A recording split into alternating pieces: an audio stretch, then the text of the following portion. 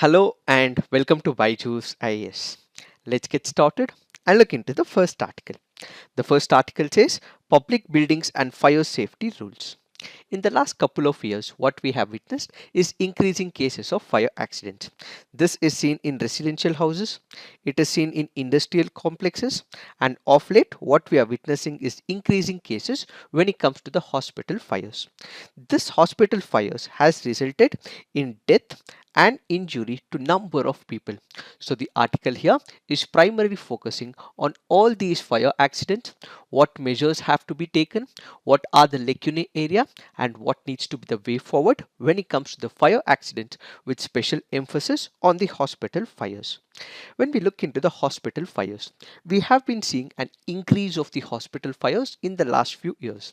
Recently, amidst the COVID-19 as well, we have been seeing that there are cases where the ICUs have also caught fire. One such example was recently discussed in the case of Mumbai on 24th of April 2021 as the fourth topic, Infernal Infernos at 15 minutes 27 seconds. Kindly look into this particular issue, understand what was the cause of hospital fire when it happened in Mumbai. Our primary discussion would be in reference to what is called as the National Building Code of India, what measures have to be taken going forward with respect to this article. First up, let's look into some of the statistics as given under this article. We have the National Crime Records Bureau. It says 330 people died in commercial building fires in 2019, while fatalities for residential or dwelling buildings were much higher at 6,329. All these fire accidents have led to mayhem, it has led to death, it has led to failure of the state governments and governments to act, and ultimately we have the laws in place. These laws are only on the paper, but when it comes to the actual implementation, this is not being done, says this article. So primarily the author here blames that we have the safety laws in picture, but when it comes to the implementation, this is only on the paper but not in the real time scenario, says the author. So, what is that we have to do going forward? We have one of the important frameworks called as the National Building Code of India. This is one of the codes envisaged and designed by the central government, which is published by the Bureau of the Indian Standards. So, kindly remember, it can be very important from your preliminary examination point of view. The National Building Code of India is published by the Bureau of Indian Standards. This National Building Code of India is a comprehensive building code. This can be adapted by the government agencies at the central level for all the public works that it involves in. It can be adapted by the state governments as well. It can be adapted by the local governments. It can also be used by the private officials and private organizations as well, in order to make sure that there is a national building code that is employed where safety measures and regulations are implemented into their design purposes. Basically, this acts as a model code for adaptation for all types of agencies in India, where it gives an idea about the safety precautionary measures and design implementations that can be taken up for the development of a building. When it comes to the present scenario where we are speaking about fire accidents, there is one of the chapters in the National Building Code of India. What is it? We have part 4 of the code that deals with fire and life safety. The document provides all the specifications, guidelines, measures, and design and materials that have to be used when it comes to construction of a building. What do we mean by this design and materials? How should the design take place? What should be the operations that have to be taken care of? What should be the materials that should be used when the building is being constructed? What should be the area that has to be left open at the exit and at the opening junction? What should be the materials of the technology that needs to be used in case of a fire accident that opens up? So basically, this particular code has all the safety measures that have been implemented in that particular code, and these have to be extracted adapted so that the design and material lies in foundation in line with the National Building Code of India. When we look into this particular code, it basically compartmentalizes different types of buildings. What are these? It identifies the building into residential, educational, institutional, assembly, which basically consists of cinemas and auditoriums, business, mercantile, industrial, storage, and hazardous. This compartmentalization helps those companies, those agencies like the government implementing and constructing a building follow all the design and material regulations as given by the National Building Code of India. So basically, when we are speaking about the hospitals, they come under the institutional compartmentalization. Under the Union Home Ministry, we have the Directorate General for Fire Services, Civil Defense and Home Guards, which goes on to say that this National Building Code for India is a recommendatory document. What do we mean by it? We have the state agencies, we also have the local bodies. If they are making any construction or they are coming up with their own laws, these codes and its recommendations will also have to be effectively used by the state governments as well as the local agencies. So this National Building Code, which is given by the central government, has to be similarly adopted into the laws made by the state agencies as well as the local bodies. What exactly does this code specify? What does it give to the state governments? What does it have under its code? At the macro level, what it tries to identify is that, as we have discussed, it has compartmentalized areas. Let's say, for example, residential, where we have our houses, or for example, we have the educational institutions, or for example, we have an hospital close by to a particular area. So what it has done, it has compartmentalized different institutional setups. On that very basis, it has gone ahead and said that industrial and hazardous structures should not coexist with the residential areas. So these industrial working bodies, organizations, companies should be completely away from the residential areas, hospital complexes. Why? Let's say, for example, there is one of the hazardous industries. Let's take, for example, the firecracker industry, or let's say, for example, any of the chemical industries. The minute there is a fire accident, it immediately spreads to the neighboring areas and it could be a devastation not only to that industry and its people, but because it spreads immediately, it could also be a problem to the neighboring areas. So if it is located close by to a residential complex or close by to an educational institute or close by to the cinemas or the auditorium, it is completely wrong and should not be done, says this particular code. While meeting this demand of compartmentalization, the National Building Code of India also specifies some of the technical requirements. What are these? It specifies the fire resistance based on the materials that needs to be used in that building. What do we mean by it? What should be the material that is used for the construction? It should be fire resistant.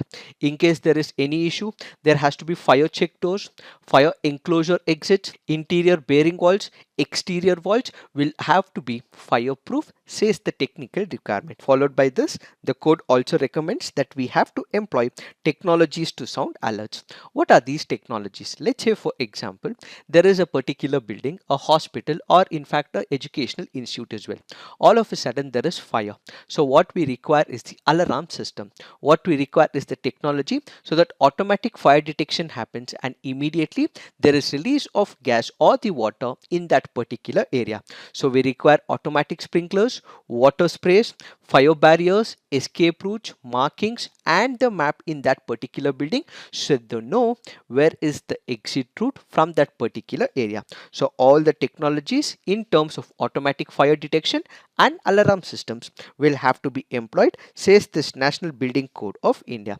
In line with this, we have the National Disaster Management Authority, which has also said that this National Building Code will have to be employed by the government agencies. So the National Disaster Management Authority has clearly said that when such a plan is being implemented, it should have a minimum open safety space, protected exit mechanisms, dedicated staircases, and crucial drills will have to be conducted on a timely basis, on a periodic basis, so that they are aware that in case of an eventuality, how is that they would be able to take the measures and steps during that particular disaster. So all this will have to be implemented, says the National Building Code of India. But there are some issues. The issues is, yes, this is given by the Bureau of Indian Standards, but is it being met by the state governments in India? So the point is that there is a national code which has to be practiced, implemented at the state level. If there are new laws drafted at the state level, this has to be imported into the state laws. But the problem is, the author says that in states like Maharashtra, in states like Kerala, or in Tamil Nadu, it is on the paper, it is being implemented as well. But the problem is, it is only on the paper and not at the implementational level. When we look into the state of Maharashtra, in the past it has witnessed number of fire accidents. So what has Maharashtra done? It has come up with the Fire Prevention and Life Safety Measures Act since the year 2008. Section 3 of the act makes the provision of National Building Code mandatory, and Schedule 1 of the state's law is also borrowed from this particular code. But in spite of it being drafted, in spite of this building code being implemented as part of the state laws, the major problem is that authorities have not been able to keep up with the inspection requirements.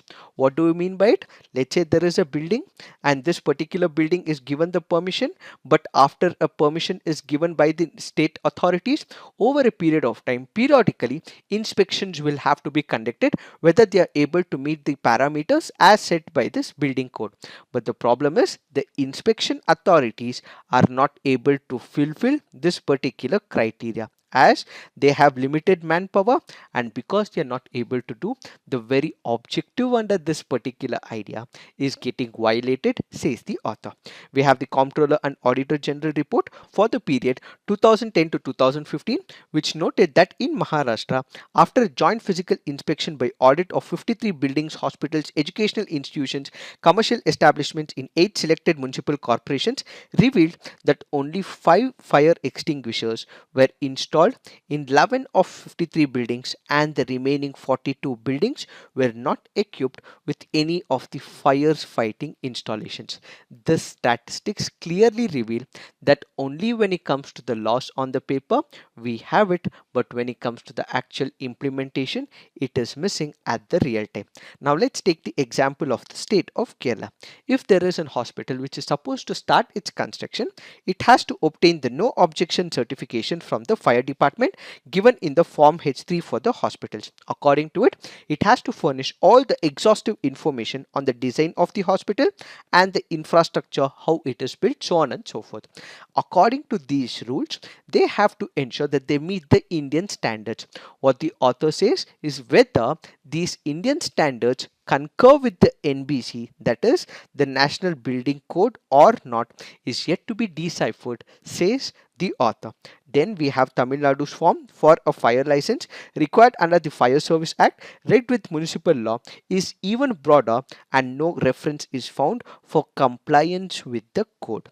So what we actually see is that this code is present only on the papers, but when it comes to the reality, they are not being formulated, implemented at the state level, says the author. So what is the future course of action? What should India do? What should states do? What should the local bodies do? We have the Supreme Court of India, which has recently directed all the state governments to carry out what is called as the fire safety audit. So these fire safety audits in the near future will have to be conducted by the state level and at the local level, so that we can actually prevent these fire accidents from reoccurring in the near future.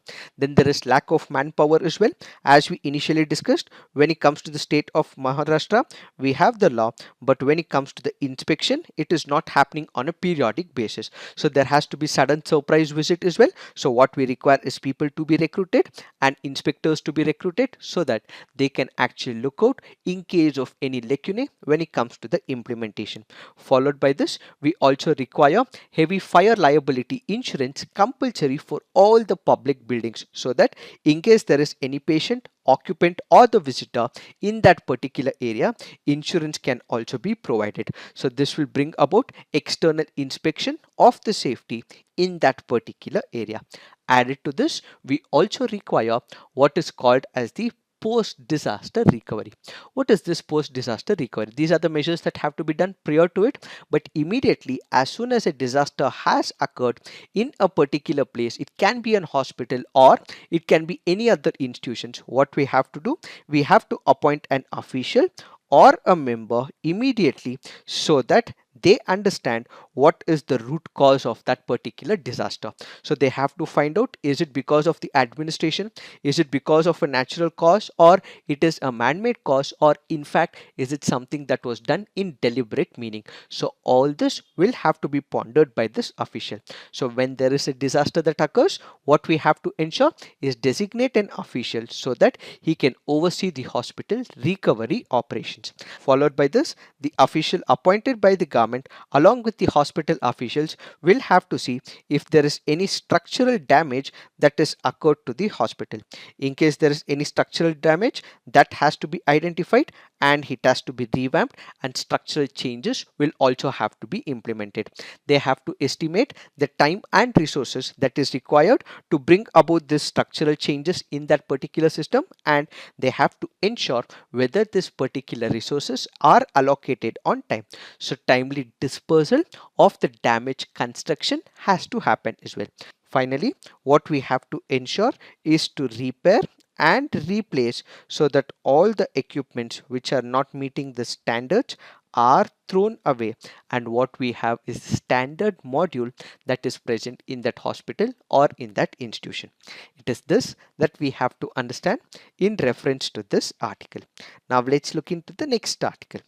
This article says Kyrgyzstan Tajikistan agree to a ceasefire after deadly clashes. Before we understand what the present context of the article is, we have to understand a bit of the background. When we look into the Central Asian region, which are the countries in Central Asia, what we have is Kazakhstan, we have Kyrgyzstan, we have Uzbekistan, Turkmenistan and Tajikistan. All these areas were part of the erstwhile Soviet Union. With 1991, what we saw was the balkanization of the Soviet Union, resulting in the birth of all these countries. So what we have is the balkanization of the Soviet Union has resulted in the independence of all these Central Asian countries. As part of the assignment, what you have to do is that when you look into this particular picture, we also have the capitals as well, which is marked in green.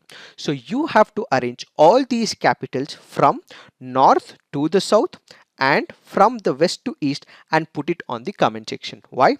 That is because UPSC in the past has asked questions in preliminary about arranging the capitals from north to south, or from south to north, or from west to east, or from east to west. Since I've already given you the image, all that you have to do is to look into this image and arrange the same from north to south and from west to east and put it on the comment section. Now let's try and understand what is this topic all about. With the collapse of the Soviet Union, as we just discussed in 1991, it gave birth to 5 Central Asian countries. They gained independence as well. These countries have had a long history of problems when it comes to the border areas, particularly when it comes to Uzbekistan, when it comes to Kyrgyzstan and Tajikistan. What are the various problems amongst these countries? There are two major problems. One is at the national level. The other is at the local level. What exactly happens at the local level? What exactly happens at the national level?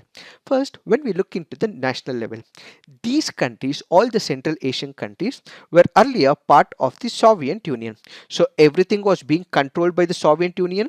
So they did not have any border issues or skirmishes as well. Why? Because they had the central tendency, central power, which was controlling every border areas and the places that was in control.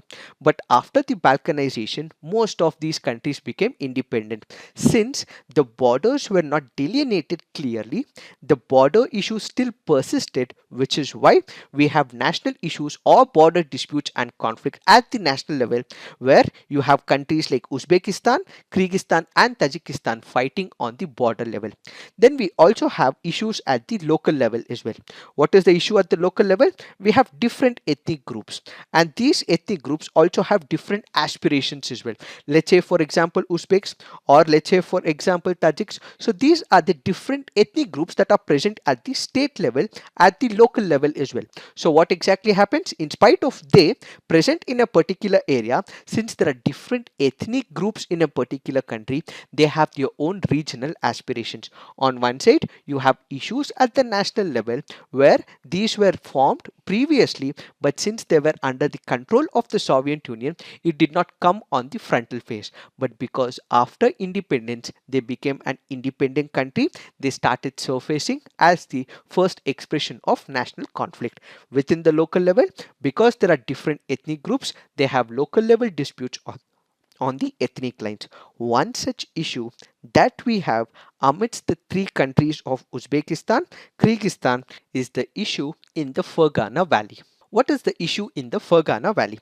When you look into this particular area, it is an intersection of three countries. Which are the three countries? What we have is Uzbekistan on one side, Kyrgyzstan on one side, and finally Tajikistan on one side. So this is an ethnically and culturally complex area which has all these three countries in this particular area. So what we have is inter-ethnic tensions and border incursions that happen, security related complications, and also socio-economic issues as well. Why socio-economic issues? On one side we have different ethnic groups, so there is issue on the social front, and at the same time there is constraint on the natural resources, which has resulted in economic problems. So all these problems are resulted in this Fergana Valley. So this Fergana Valley is the major conflict between all these three countries. Apart from this, when you look into the two countries of Tajikistan and Kyrgyzstan, they also have conflict that is running between Tajikistan's Sungd province and the Kyrgyzstan's Batken province. When you look into this particular area, there are some enclaves of Tajikistan which are currently present in Kyrgyzstan, but these enclaves of Tajikistan are completely surrounded by the areas of Kyrgyzstan. So this particular conflict between Tajikistan and Kyrgyzstan is basically, one is because of the enclaves that are present in this particular area, and there are also water disputes between these two countries. So what is the major conflict between Kyrgyzstan and Tajikistan? As we have discussed, they are two in nature. One is enclave conflict, the other is the water conflict. When we speak about the water conflict, the clashes in the present scenario, as per the article that we currently have, is over a dispute between the water, reservoir and pump, which are claimed by both the sides, one by Kyrgyzstan, the other by Tajikistan, in reference to the Isfara river. So the Isfara river is become a major cause of conflict between Kyrgyzstan and Tajikistan, and that is the major water dispute between these two countries. And when we speak about enclave, the major problem between Tajikistan and Kyrgyzstan is in reference to Waruk. Waruk happens to be one of the enclaves of Tajikistan.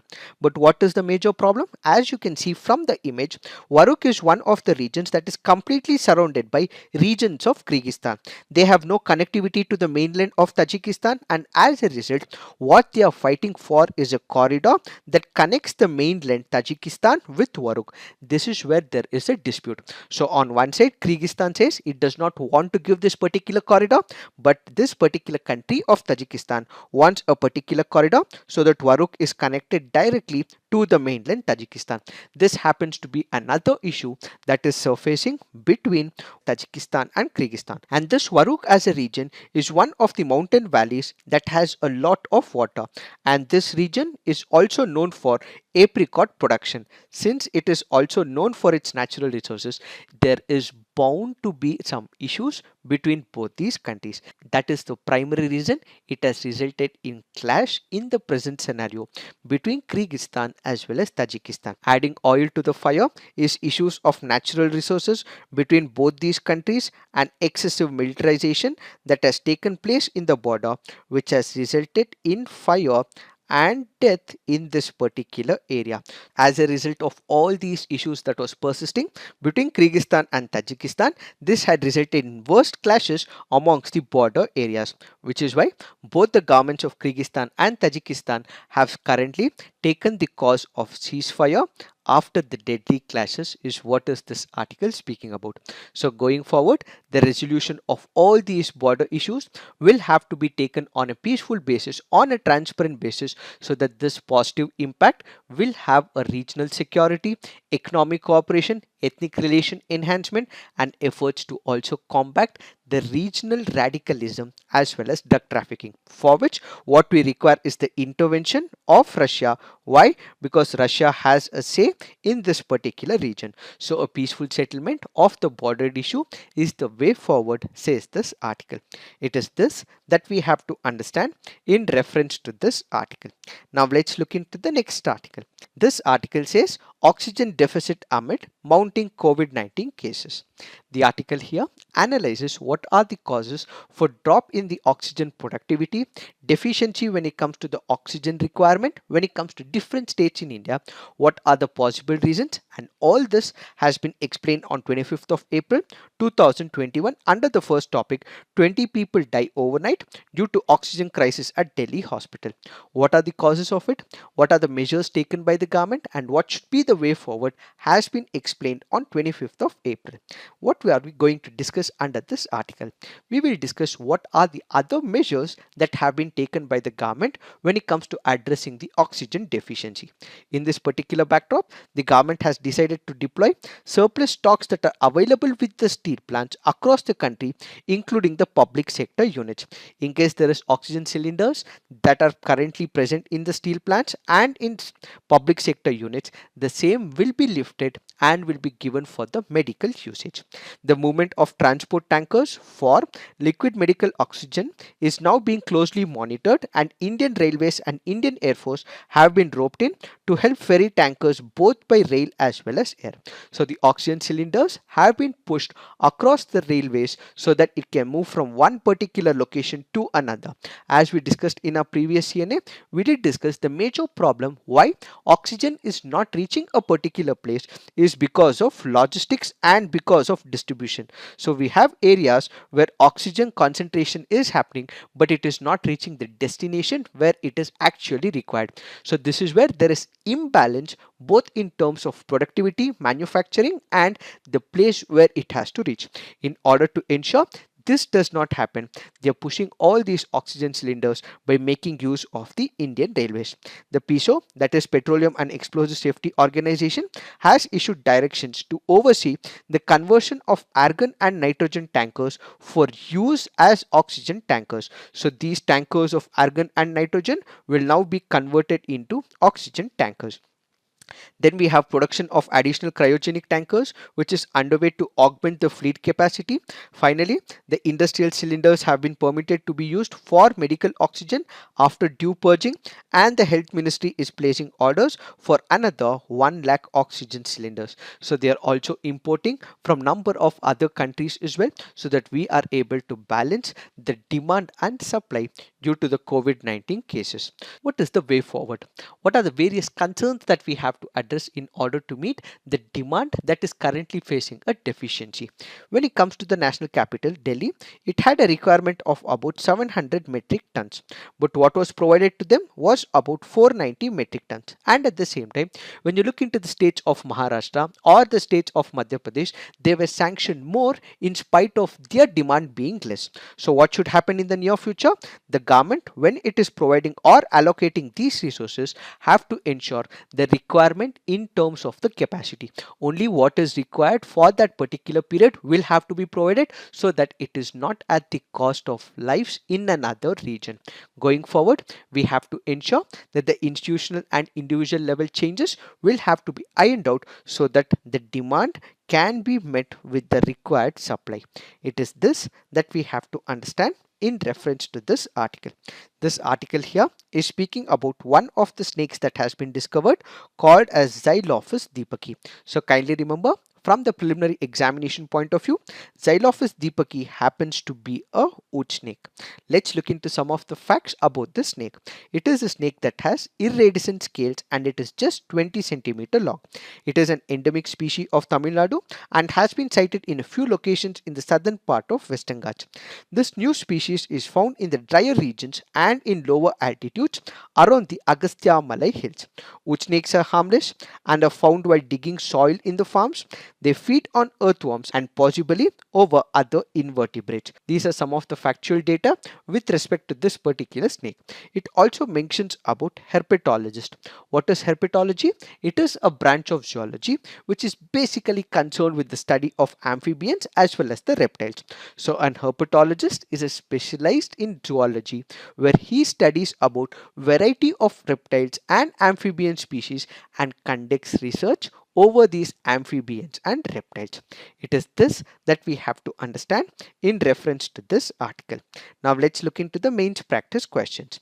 Discuss the measures that needs to be adopted to prevent fire hazards in hospitals during the COVID health crisis and suggest post-disaster recovery plan. Next question, write a note on cross-border conflict in post-Soviet Central Asia and examine the causes of conflict. So please write all your answers on the comment section. Peer review, give positive feedback to your friends' answers. So this is it for today. Thank you for watching. All the best.